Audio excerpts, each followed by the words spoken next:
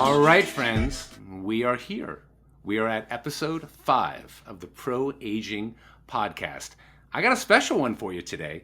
We have a beauty icon in our midst, Rea Ann Silva, the creator of Beautyblender. Thank you so much for being here. I mean, I don't know where to start with this woman's resume. She is probably one of the most influential innovators in modern day beauty, but she's also an inspiration to business people, to people in the beauty industry, to humans, to women, to people of color. I really think her story is so inspirational. If you don't know her, her Beauty Blender device is one of the most innovative and highly sold makeup products. She has expanded her business over 20 years, and we're going to share it all with you today. So, Rea Ann, thank you so much for joining us here on the Pro Aging Podcast.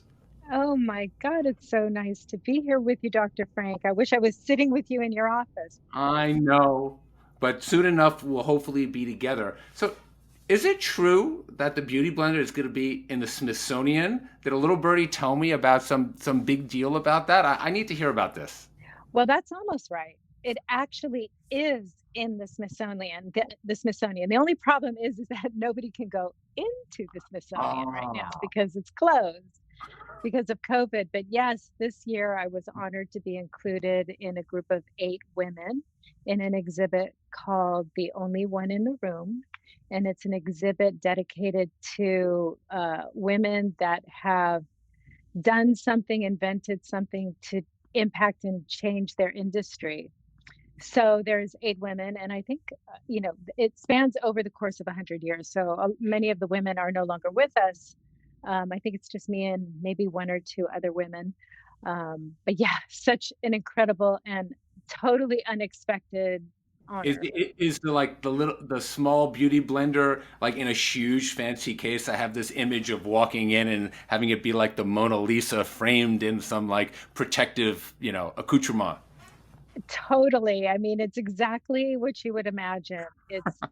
It's an exhibit with like Madam C.J. Walker and these other women, and there's a case with the Beauty Blender from the time that I created it. So there's kind of like this timeline of what happened in the very beginning when I created it, how I refined it, and what it looks like today. So there's like a timeline, if you will. Your story is not unlike a lot of innovators where, you've created this thing as if you've been dreaming about it since you were born. But like with most people, we often fall into things, right? You were not originally even wanted to become a makeup artist. Is that I correct? mean, I pretty much. I went to school. I went to FIDM in Los Angeles, and I went with the intention of being a fashion designer. And then I got into, the nuts and bolts of fashion design and realized what I really loved was beauty, which is fashion's sister, right? And I started illustrating and doing more sketch work and realized that like visual merchandising, maybe that would be my jam. And ended up getting a job, a part-time job while I was going to school as a perfume model. And I know this is like a long thing, but the perfume model, like, first of all, if you don't ever become a perfume model if you want to make friends, What is because the people perfume run model? away from you when you have a perfume that walk around and want you to try, the Yeah, new yeah. perfume or colognes that they're marketing. But and nobody ever wants you to spray them. I mean, it's just like it's like I not agree. a not I a agree. friendly experience. However, I did meet all the girls on the cosmetic floor, and I realized, God, I really like what they're doing. I can do makeup. I think I could sell products. So that was really my first introduction to makeup artistry. And from there was a whole kind of evolution into actually working in music video and film and television celebrity. Now it appears, as a woman of color, you are also have had particular expertise of skin of color, which I find particularly fascinating because as a cosmetic dermatologist with an expertise in lasers, there's this whole spectrum of expertise that is required for skin of color. And I would say only in the last 5 years have we really seen a growth of the technology that caters to skin of color. It's amazing that only now we're learning so much about how to treat people. Was this an original intention when you became a makeup artist or developed the Beauty Blender? I don't think it was, my intention. I mean, I was kind of like this happy Labrador kind of, trotting along and didn't realize that there was, there was actually a difference between doing, makeup on people of color and everybody else. So, but I can tell you the lowest bar to entry for me as a makeup artist was because I am Latina and considered a woman of color was for me to be able to kind of enter that genre of like music video with different women of color and rappers, men. I worked with many famous male artists as well. I think I think it definitely did have an impact. I think it helped me being a woman of color to work with people of color of all colors for sure. Um, necessity is always the mother of invention. You've spoken in the past about how, because of things like high def, what brought out the need? What was that initial kind of like, you know, oh, I got to do this. I got to do something that doesn't exist. What was that moment for you? Yeah, well, first of all, I didn't know I would be creating something that didn't exist. What happened was I was hired to department head a show called Girlfriends, which is enjoying a rebirth right now on Netflix.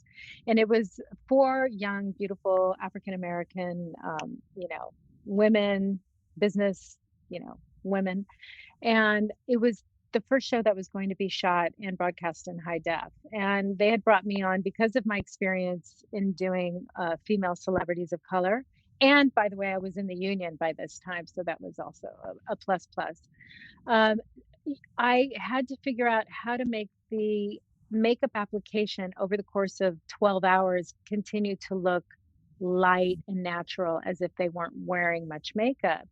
And traditionally, because of the way we were shooting 35 millimeter film since the beginning, pretty much of filmmaking, the lighting and the sets were created in a way to really brighten everybody up. So you wouldn't see makeup. So subsequently, makeup artists were very heavy handed. They would wear a lot of makeup.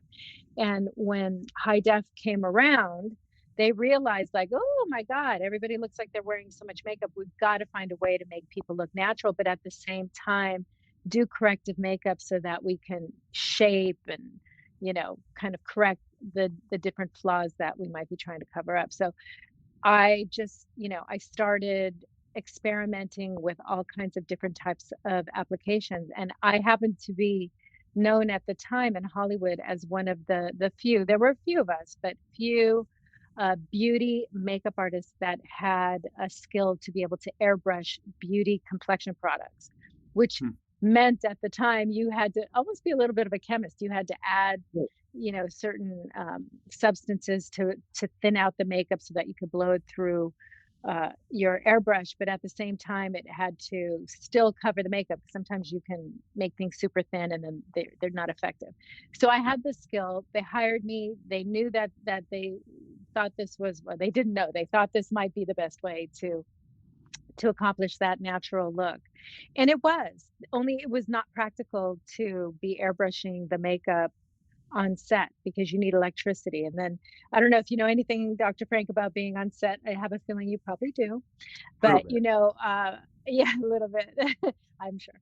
But you never want to move your stars off the set because especially ensemble group of four women, because as soon as one leaves, the other three want to leave, and then you're trying to bring everybody back. So I had to find a way to make those airbrush, beautiful, natural looking makeups look the same without leaving the set, which meant I had to create a way to keep that consistency. And over a long period of time, Beautyblender was just, what ended up happening, wetting a sponge, making it edgeless, making it a certain size, creating a product that has a certain amount of bounce and softness yet density.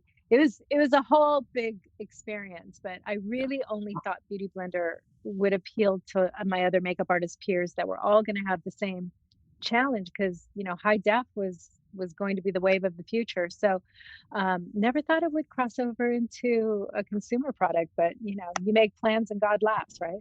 It's funny if you're an uneducated person, or you're not into beauty, or you're a typical man, you would look at something like the Beautyblender and think it's such a simple device product. But the amazing thing about it, as you learn more about it, as you use it, you realize how complex and of a product it is to be able to do so many things. And I think that's what a great invention is. It's one of these things that everyone wishes, like, oh, I could have thought of that. It seems so simple, but yet it does so much. There was a product I grew up on. Are you familiar with the Buff Puff? Of course. Who Yeah. didn't have a buff Yeah, puff? exactly. So, for those of you out there, the Buff Puff was a little, like, excoriative disc that was used to cleanse the face and to exfoliate the skin. And it was created by the OG of cosmetic dermatology, Norman Orentreich, who recently passed at, I think, about 96 or 98. He developed it in 1972. 3M, the company, now distributes it. But it was really the hottest thing. And there's this story about how in NYU, where I trained, and there's a conference room named after him. He'd go down the hallways late at night in his lab and his teachings, and he would see the guys buffing the floor, that circular machine, those buffers. And he had this thing, God, yeah, could I do that to the skin? How could I do that to a skin? So the story goes is that the cutout piece that the machine went into for the Buff Puff was like the original prototype of that thing. Now, I don't know if it's true. It sounds a little odd, but I like the sense of it. Just how the mind works, and how a simple idea could become an iconic thing. And, I'm already getting ready to like stock up on all my stuff. And as I look more into the website and all the different offerings, it's so, how you've expanded the brand. It has been so amazing. Have you seen a large inlay into like the body market or the male market? I love your black beauty blender. Well, yeah, I mean, you are such a man because I made that one for men. To be honest with Oh, you, it was twofold. It was um y- so Beauty Blender, the journey of distribution of Beauty Blender was somewhat organic. So the way that I started to really distribute Beauty Blender was to give them to my peers, my other makeup artist friends. That we were all doing celebrities, and we all know each other. We all have the same agents or whatever. Like I was able to kind of really use them as my focus group, and so I would give the Beauty Blenders that, by the way, I was hand cutting with scissors. It took forever, but I would give them to use. And, eventually I started manufacturing them, and they kept saying, "Can we get more of these? Can we get more of these?" And, we're not exclusively just women or men makeup artists. We do both. And the one thing that kept coming back to me was like, so and so, I was on a movie he was starring on, and he was just wishing so much that you would make a beauty blender in another color from pink. And I'm like, oh, is it threatening his masculinity? Like, but I did it because I realized that that's a common thing. And I knew that as we are moving, evolving as human beings and all becoming more aware of beauty and wellness, that men absolutely 100% want to be able to utilize these products and feel comfortable with them. So, yeah. black was a color paying homage to men that want to have perfect complexions, and also for makeup artists, because I'm wearing pink right now, but literally every other day of the week you will see me wearing black. That is the international color of This, makeup this is artists. just for the show today. Yes, just for you. I appreciate it.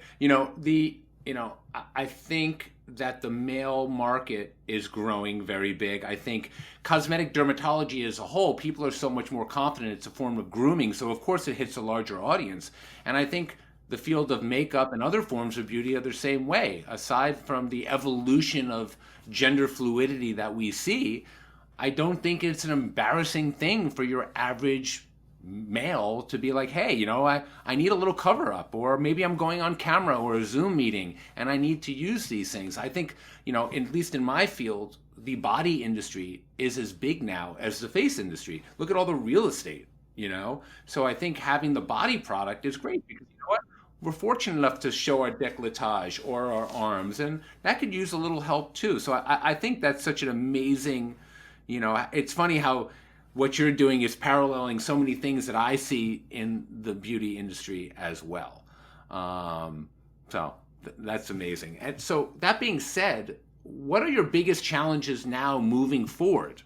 Because you have this iconic product, like how do you keep taking it to the next level? I think that something that's very kind of like universal between men, women, gender fluidity, and just the acceptance of um, cosmetics across that range of humanity is that the one thing that you touch upon, and what I love about you, and we all are going to experience is if we're lucky enough to stay alive, is aging. And it's the aging process and it's like we're aging and technology are kind of merging. Where now the normal average, let's say straight man, that wouldn't normally even consider any kind of cosmetic product is now creeping into like, I want some skincare. You know, my brother is the biggest macho Latino man in the world, but he will literally come and raid all of my closets when I'm not home, probably while I'm here in Pennsylvania, and Yeah. take all of my skincare because it's the one thing that makes them feel better about the way they look. And so they've normalized the skincare part of whatever used to seem feminine. And now they're seeing where skincare and cosmetics are kind of merging, where you have these like cosmeceutical, as you know, as a doctor, these cosmeceutical products that might be tinted or have a little bit of color, but just, very conservatively make them look better. And I think we're normalizing it. So I think it's the wave of the future. I hope so. It's surprising it's taken this long, but that's one of the most exciting things about everything I'm trying to do in my own practice now. It's about expanding boundaries and changing the way people think about how they look, not just literally change how they look. Exactly. So, It's a normalizing of it. Yeah. yeah. So, what are the biggest challenges now? Because obviously, right, I could imagine everybody wants to make their own beauty blender. Everyone thinks that they can do what you did. And, people like new, there's so much content out there. And it's like, what's the journey? Where's it going? Yeah, for me, Coco Chanel has that saying, imitation is the most sincere form of flattery or something, and so you're right, Beauty Blender, it's so funny. For many, many years, because Beauty Blender was more of a pro product, I was able to really gain brand identity before it became a very commercial product. But as soon as it became a commercial success, I saw that there were companies, mostly in Asia, to be completely honest, that were, trying to copy or knock off Beauty Blender because, you can make the product less expensive overseas, which is now debatable, but that was the case like maybe 20 years ago. True, true. Um, and I'll just say Beauty Blender, what I'm really as a founder so proud about is that Beauty Blender is made in America. It's, touched by human hands. Every single Beauty Blender is shaped individually. So that's why there's slight variations between each one. And I'm keeping, people employed here right now, I think is especially important. The challenges are of course, the knockoffs at a lower price point, but they don't have my material, which is always why they always say, in relationships, whenever you break up with somebody, oh, they're going to come back, or, they always come back. I can say pretty confidently that, pretty much, let's say a certain percentage of my Beauty Blender fans have probably at one point stepped out on me and tried another type of beauty blender, which is not actually a beauty blender, but a type of beauty blender. We created the category, so it's a type of beauty blender. But then they come back because the material is different. I have a very exclusive deal with my manufacturer, and I'm the only one that has this amazing material. And it is a challenge, but because we are the category creator, we spend a lot of time making sure people know that we're the original and the OG, that we're able to maintain this position. And for me, the future just looks, bright. I can say that COVID has been a challenge, I think, for anybody in beauty because everybody's at home now, so it's very different. And I think specifically the makeup category, unfortunately, during this time has suffered because a lot of people don't wear as much makeup. They are still wearing makeup, and I kind of like what's happening. People are getting down to a more natural looking kind of application, which has always been my aesthetic. Yeah. So I'm pleased about that. But for me, I'm just continuing to make uh, tools and extending my tool portfolio of products. And at the same time, about 2 years ago, I entered the color market. Yeah. So I am specializing and drilling down into the complexion color products like concealers and foundations and primers and you think about everything that you use just for your complexion. That's what I'm working on right Yeah. now. I think you'd make a great cosmetic dermatologist because you just talking about how people will like leave and then come back. That's how I go with my, it's like ex-girlfriends. They always come back. Particularly during COVID, people were like, well, I was up in Vermont, I couldn't come in. I was in the Hamptons, I couldn't drive into the center. I got my Botox or laser or my filler, and I thought my cousin's uncle would do it cheaper, and they come in and it's like head between the eyes because when you have a brand that you're passionate about, you create a product and a service and a image that's just tough to reproduce, and like you, having the confidence in that is what makes the product so strong. I mean, Yeah, I think you have to be steely. You have to have steel nerves of steel a little bit. And I'll tell you that while developing Beauty Blender, I read this book called The 22 Immutable Laws of Branding. And again, I am a makeup artist, and I went to a school, an art school. I'm not a business, you know, background person. But this book was really eye-opening to me because one of the lessons I walked away from was just what you're talking about. And it's like if you stand alone in a category, and Dr. Frank, I would say your reputation precedes you. Everybody knows how amazing you are. So, and like Beauty Blender, the only one, if you don't have competition, then you have nobody to bounce back from. And so you need those people to go out and see what they're really getting out there to come back to you. And that's kind of, the same way I look at, you yeah.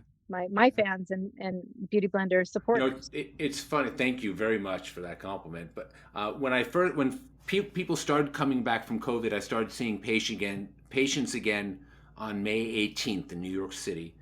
And it's funny. I found because people really weren't wearing makeup at all those are first initial months of quarantine. And it's funny because so many people do things wrong, right? I mean, how many people use your product wrong? They don't wet, they don't squeeze, they don't bounce. A lot of people don't put on makeup well. They just put on too many of a million things. And not wearing makeup for 2 months, everyone's skin got better. Their acne, their eczema, their dullness, it got better. And when they re-entered their makeup, and again, I always say keep it simple, stupid. By simplifying things, by doing the things that only work and keeping it simple gives you that natural look as opposed to the consumerism of just more, more, more, more, more. Well, I think what's so interesting about that in cosmetics and makeup specifically, I think the last couple of years and technology has everything to do with it when we have these social media platforms, right? Where and listen, I'm not critiquing this at all because I appreciate creativity however it comes, wherever it comes. But, there were these social media platforms that were created and, devices like these amazing camera phones and cameras that suddenly everybody can do their makeup with two lights and a mirror and a camera. And, so you started seeing these very complicated makeup um, techniques, application techniques, 20 steps, 30 steps, like, and in the end, the finished result always looked beautiful. But Yeah. to your point, it was a lot on the skin. It was a lot on the face. And, removing all of that was really a challenge too. So I hear what you're saying. And I think that it was a very popular trend for many years to wear a lot of makeup. And I just hope maybe one of the silver linings about COVID, there are many silver linings when it comes to wellness with COVID, that hopefully one of them is that. Um, we're getting back to kind of like a more natural, just Yeah. clean Yeah. beauty. I've read many of your interviews, and one of the things that I find inspirational above and beyond what you've actually accomplished in your life is really your perspective on things, your kind of spiritual thing, your spiritual kind of self guidance on it. And I think you would agree that any person of success, particularly dramatic success at a fast pace is challenged with having to have spiritual growth because success could be difficult. And you do have to look inside. And hearing you talk about, you know, dreaming throughout adversity, baby steps, making small goals. Tell me a little bit about how you look at things inside while trying to continue and grow such a successful business. Well, there's another book I read, and it's called The Road Less Traveled. And really, for me, it was the first chapter of that book that said most of what I learned from the book. And for me, that was that, and this is what the author said. Life is difficult. And once you really recognize that, or you really understand that, you really in your soul understand that this journey is not easy, then suddenly nothing becomes that difficult because you're ready to take on the challenges that life brings you. And for me, being an entrepreneur has been so many bumpy roads, so many rocky roads, so many mistakes because like I said, I'm not a, Wharton Business School graduate. These were They make more things that mistakes. I had to learn on my own. Oh yeah, but these are your opportunities to learn. Right now I'm recovering my business from COVID. We just said, the beauty industry took a hit in COVID, and I'm not going to sit here and lie to you and say that, oh, we grew, exponentially in this time. Nobody did. If they did, they're lying to you. Unless you're Nobody. hair and skincare, nobody did. So understanding that and just having the foresight, the belief that you're doing this for a reason, and there's nothing that should prohibit you from, you know, following your dream. Just keep it moving. I always say, my father would always say, prepare for the worst and hope for the best with gratitude. Like you said, aging's a bitch, but we're pretty lucky to get old at all because it's better than the alternative. And this is true of success and other things. Like, it ain't easy for everybody. There's no one who's successful who hasn't gone through the trials and tribulations. And it's always a battle. But if you know that from the start, you can come from a place of gratitude and be an inspiration to those around you. And your story is so exemplary of what I see in that, which is why I was always so enthusiastic to get to speak to you. Um, the one question towards the end of every interview I like to ask everybody, because it's a secret that I try and pick up from everybody along the way, is what are the things, could be professional, it could be personal. Everyone has their version of the zone, that moment where they feel like it's the best version of them. For some people, it's when they get retail therapy. For me, it's when I'm with a patient and everything is going great, or when I'm cooking with my family. What is that for Rea Ann Silva? God, that's such a good question. There are a couple things that make me feel like I'm in the zone, because I'm a couple different people. I'm a Beautyblender founder, but I'm also a mother, I'm a partner, I'm a friend, I'm a daughter. Some of the things that really make me happy is when I can visibly recognize that I've impacted someone's life positively, that I make them happy.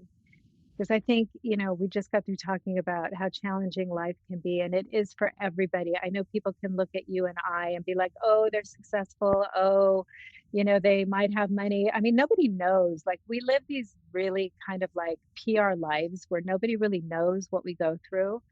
And for me, I think just, knowing that I've done something that makes somebody's life easier or made them smile, or, you know, if I'm able to impact their lives in a way that's positive, that does something for them, that's when I feel like, oh, I think I said that the right way. I think they got it, or That- I think that's it. That's exactly how I am. And it could be with my patient, it could be with my children, it could be my wife.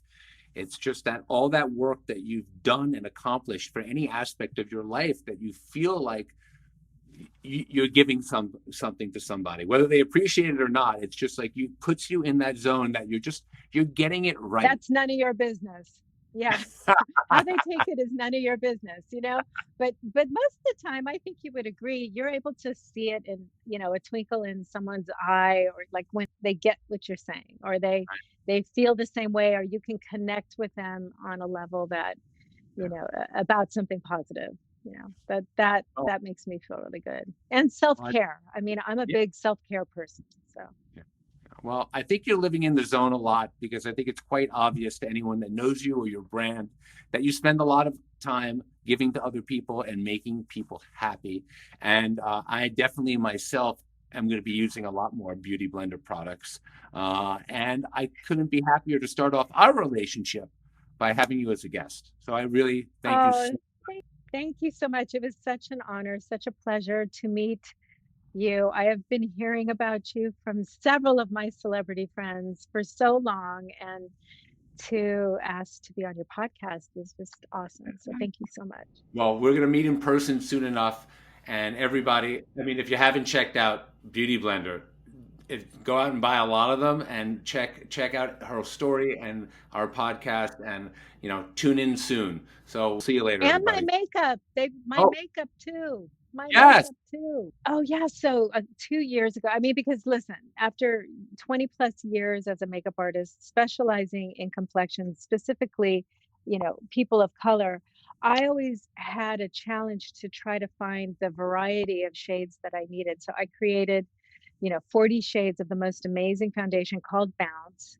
And you can buy it at Sephora pretty much globally. And it's an amazing, beautiful foundation that looks really good on camera, really good in real life. I came out with an amazing concealer last year called Bounce Concealer, Liquid Whip Concealer, which is very light and is just the most delicious concealer. And actually, during COVID, it's been selling so well because people aren't wearing foundation. They're just really doing makeup on the upper half of their face.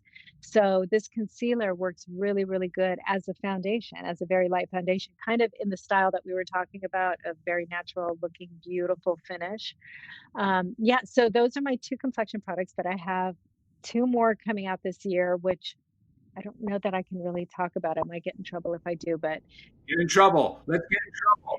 okay, powders. I have this amazing powder. Oh my God, Lauren's gonna kill me. I have this amazing powder that's coming out.